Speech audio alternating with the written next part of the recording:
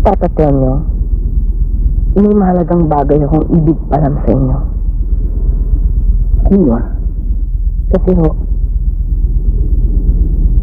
ang sasabihin ko sa inyo ay may kaugnayan kay Lizardo. Bata pa ho kung ano mahiwalay ko sa aking ina. At ikaw pa rin pinatawag na panday. Ayoko maniwala sa sinasabi niyang kalaban. Minsan nga nakita ko, ikaw nga pala ang tagapagtanggol ng kayo.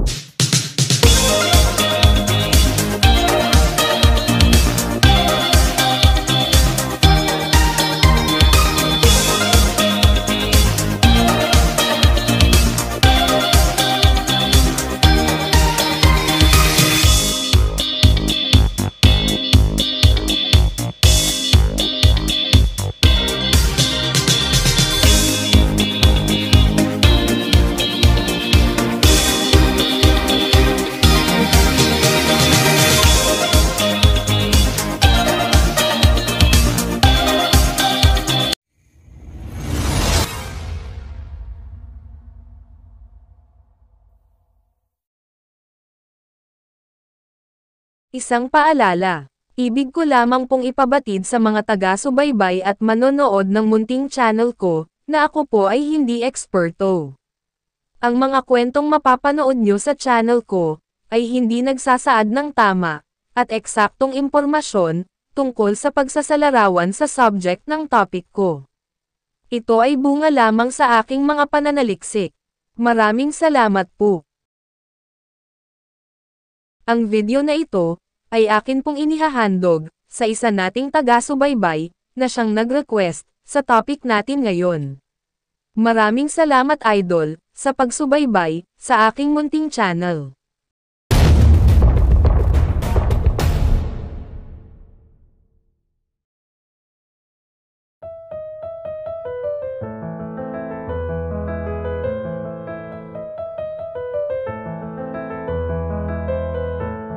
Si Cristina Rosas Revilla, na mas nakilala sa kanyang screen name bilang, si Tina Revilla, ay isang kilalang aktres sa Pilipinas. Kilala siya dahil sa mga pagganap niya sa mga sikat na pelikula noong dekada 70, at dekada 80, at pag-host sa mga television shows. Si Tina Revilla ay ipinanganak, noong March 1, 1954. Si Tina ay nagmula, sa pamilya ng mga artista rin. Ang kanyang ama ay ang veterano, at premyadong aktor, na si Armando Goyena. At ang kanyang ina naman, ay si Francisca Paquita Roses, ang original na modelo, ng kilalang subang panligo noong panahon na iyon, at ito ay ang kamay, kaya naman binansagan itong, Kamay Girl. Dahil dito, ay hindi katakatakang nagmana si Tina ng kagandahan, dahil sa kanyang mga magulang. Si Tina at ang kanyang naggagandahang mga kapatid, ay kilala bilang Manila Beauties, noong kanilang kapanahunan. Ang kanyang mga naggagandahang mga kapatid ay sina, Marites Revilla, Sita Revilla Yabot, Pita Revilla Palangka, Malo Revilla Soriano, Rosie Revilla Reyes, at Cecilia Revilla Schulz. Bukod sa maladiwatang mga kapatid ni Tina, ay maroon din siyang kapatid na lalaki, at ito ay si Johnny Revilla. Tatlo rin sa mga anak ni Francisca Paquita Roses Revilla, ang naging modelo rin, ng subang panligo noon, na kamay. Si Marites Revilla, ay dati ring sikat na artista, noong dekada 70. Si Pita Revilla Palangka naman, ay ang ina ng mga kilala ring mga artista, noong dekada 90 na sina, Bernard Palangka, at Miko Palangka. Ang kanyang kaysa-isang kapatid na lalaki, na si Johnny Revilla, ay isa ring dating character actor, noong dekada 80. Si Tina Revilla, ay ikinasal kay Serge Valencia. Sila ay biniyayaan ng dalawang mga anak, ito ay sina, Jana Valencia, at Julio Valencia. Nagsimula ang kanyang karera sa pag-arte noong siya ay bata pa, lumalabas sa mga palabas sa telebisyon at pelikula. Dahil nga sa nananalaytay na sa dugo ni Tina, ang pag-arte, ay namana rin niya ang kahusayan ng kanyang mga magulang, sa larangan ng pag-arte. Kaya naman, ay hindi katakatakang mabigyan din siya, ng mga bigating papel sa pelikula. At dahil nakitaan rin siya ng kahusayan sa pag-arte, ay kinuha rin siya ng mga bigatin, at mga premyadong bida sa pelikula, upang makatambol nila, sa kanilang mga ginagawang pelikula, tulad nina, Fernando Poe Jr., Lito Lapid, Chiquito, Nora Honor, Tony Ferrer, Nino Mulak, Ray Malonzo, Eddie Gutierrez, Jay Ilagan, at iba pang mga kilala at dekalibreng artista sa show business. Ang kanyang kauna-unahang pelikula, kung saan, ay siya mismo ang bida, ay ang pelikulang, My Funny Girl, ng Cinderella Pictures, noong 1971.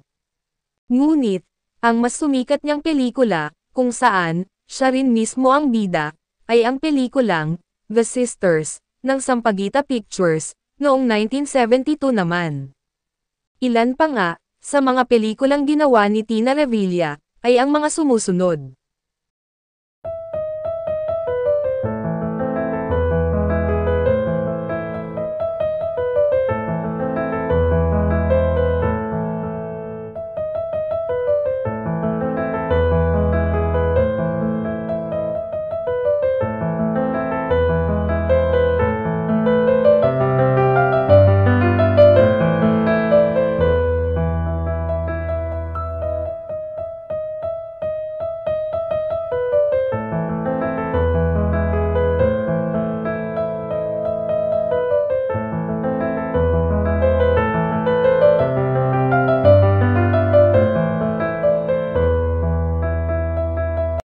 Bukod sa pag-arte, ay kilala rin si Tina sa kanyang galing sa pag-host sa television, tulad ng Lunch Date, na isa sa mga sikat na programa sa television noong dekada 80, kasama sina Randy Santiago, Kino, Louie Heredia, at Lito Pimentel.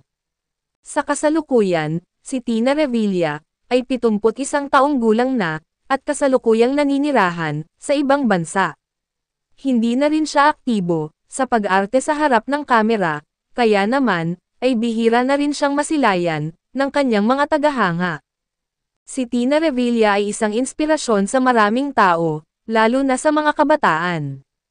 Ang kanyang kwento ay nagpapakita na ang tagumpay kailanman ay hindi namamana, kundi sa pamamagitan ng pagsusumikap at dedikasyon. Patuloy siyang nag-iiwan ng marka sa industriya ng entertainment sa Pilipinas. Ano't ano pa man, ang nangyari sa buhay ng ating mga iniidolo, ay hinding-hindi kailanman matatawaran, ang kanilang mga naging ambag sa industriyang kanilang kinabibilangan, na minsan nang nagbigay sa atin ng saya, nagpangiti, nagpahanga, nagpaibig, at nagbigay inspirasyon sa ating kapwa.